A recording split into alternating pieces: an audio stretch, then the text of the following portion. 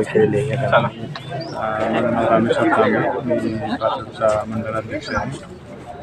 7 उमेदवार म्हणजे आमच्या भारतीय जनता पार्टी मुळात आमच्या पूर्ण 9च्या 9 गटावर निवडणूक लढण्याची तयारी होती, परंतु पक्षाने युती केली आणि आमच्या वाट्याला या तालुक्यामध्ये फक्त एकच सीट मिळाली.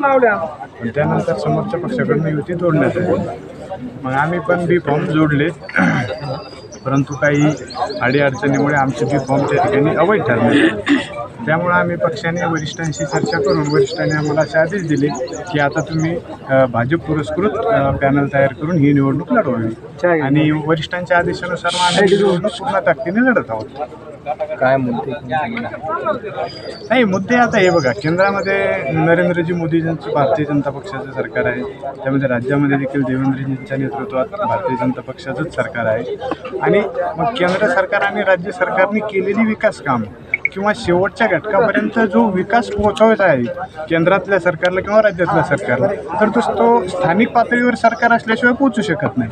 आणि म्हणून स्थानिक पातळीवरती आपली प्रतिनिधी त्या ठिकाणी स्थानिक स्वराज्य संस्थेमध्ये असावेत, हा आमचा मुख्य उद्देश आहे.